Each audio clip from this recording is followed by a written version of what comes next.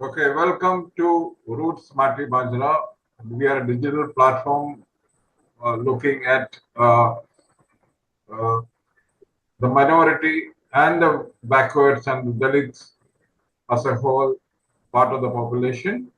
And we are discussing an interesting development which happened in the south during the elections, which is that despite all the build-ups and claims of the ruling party at the center, Tamil Nadu did not elect any BJP candidate, unlike earlier times.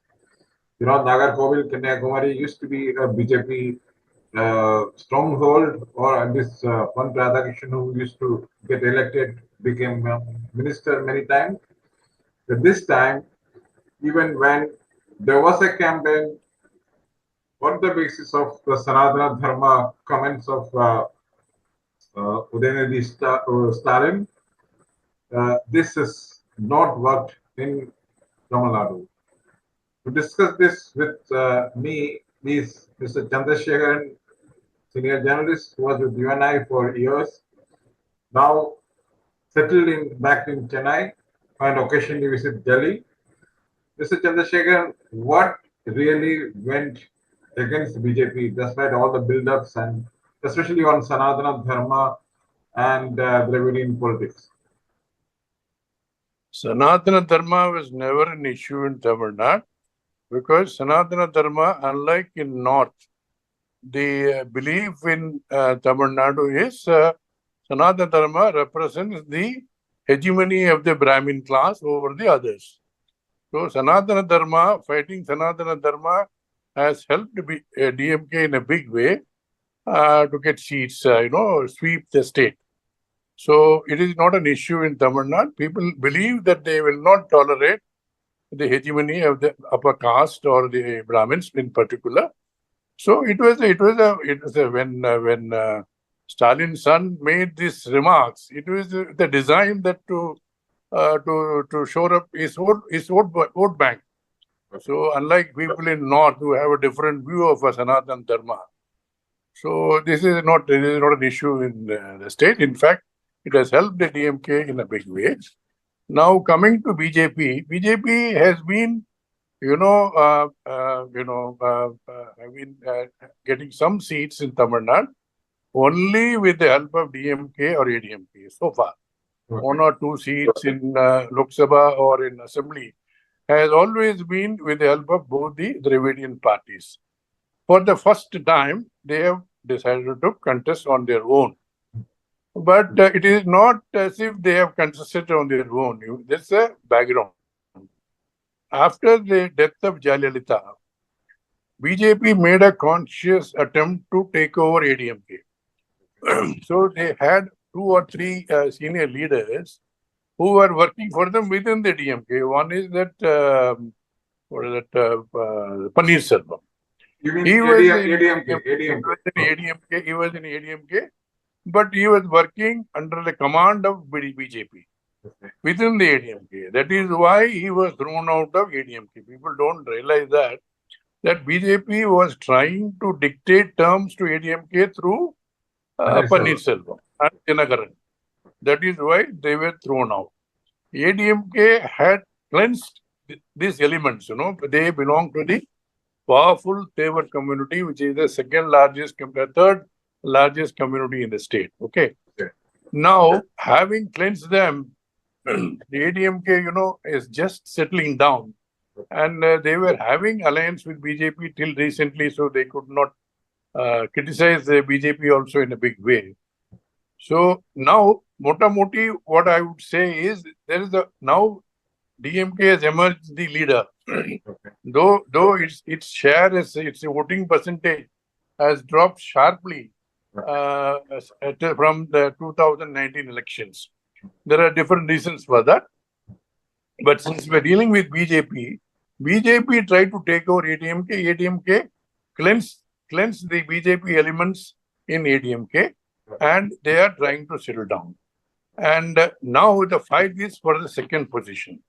Second position has always been in the DMK and ADMK. Now BJP wants to take the second position. They made a valiant attempt with the help of a massive budget and they have taken over the two leading newspapers, Tamil newspapers.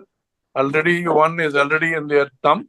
Other one, Tanti, has also been taken over by the BJP. And, the entire state machinery was also put in place. And CBI cases against DMK leaders, threatening ADMK leaders, all that which is happening all over the country happened in Tamil Nadu too. Okay. But, where have they achieved? BJP achieved. That is an interesting thing. I have some statistics, says, they have done well in their original base, Kanyakumari, which is adjoining Trivandrum, where they always had some base. They have got 35% vote in Kanyakumari. And second is Tirunelveli, 26%, and mostly in southern Tamil Nadu. Okay. Southern Tamil Nadu, Kanyakumari had its own base. In southern Tamil Nadu, see, now BJP claims it has 11% vote bank. But if you analyze it in depth, they have social groups like Favours, Pallars, that is a Dalit caste, represented by John Pandian in their group, and also some intermediate castes. So they were with the BJP this time. It is not sure whether they will continue with BJP for long, but Motamoti, they have out of 11%, I would say their actual voting percentage will be around 6%, which is again from 2% to 6% they have grown. So this is what their growth is, and they are attempting to take over the second position in the state. Of course, this is parliament elections. Assembly election is a different cup of tea. Parliament elections, always, people think that they would vote for somebody in Delhi who is the prime minister and whatnot. Of course, no prime minister has done anything for Tamil Nadu. That's a different question. Okay. So, assembly elections are a different ball game. So, whether BJP would repeat the same performance in assembly remains a question mark. But it is a word of caution for ADMK. Besides cleansing the BJP elements from the party, they must take on both the state government as well as the central government, which they are planning to do. But good luck to them. It remains to be seen whether they will be successful in the assembly elections. You said though they have not got any seat, they got about 6% of the total votes. So what is the percentage? What is the difference between ADMK and BJP? I'll come to the percentage now. See, if you see the overall percentage, DMK has secured 26.4, which is a sharp decline from 37% in the assembly elections held 3 years earlier. 26% now and 37% in the assembly election. This is a DMK's fall. Okay. ADMK has secured 20.4. Okay. BJP claims 11%, as I told you earlier. My analysis is there 6%. Okay. PMK has 4.2%. Congress has 10%. And Nam Tamil Katchi, which is what people don't know in Delhi or elsewhere in North India. It's a one-man army headed by Seeman. Of course, their mentor is Velupillai Prabhakaran. They have secured 8%. Okay. And if you analyze the voting percentage, wherever BJP has scored is mostly in urban areas, whereas Nam Tamil Katchi has secured overall 8 to 10% in all rural areas.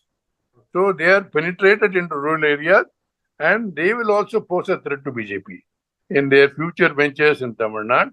Because if you see, both the Dravida Kazhagam, they were formed for a different purpose, but they were doing exactly the opposite. They were supposed to take on the Delhi Darbar, but they have ended up collaborating with them. So people don't like those things, And Nam Tamil Katchi is a party which is, I would say, from my perception, having covered the state for 40 years, I think it is the original DMK, which is now the NDK. They will pose a serious threat to any BJP's moves in the state. Which means that BJP has an uphill task in Tamil Nadu, though with all the support of the state machinery and build-ups and money, they still have to work very hard. Unlike in Kerala, where they are, in fact, they are eating into the lower caste votes of the CPM. Kerala, is a different ball game because as I've been telling you, when Tamil Nadu was BJP had only 2%, Kerala had already at 15%, and I find Nayars are solidly behind BJP by and large. Yes. Nayars are solidly behind, and a section of the Christians. And another interesting feature of Kerala is that BJP has the ground to grow because it is the rule of the minorities there, so they can always use it as a trump card.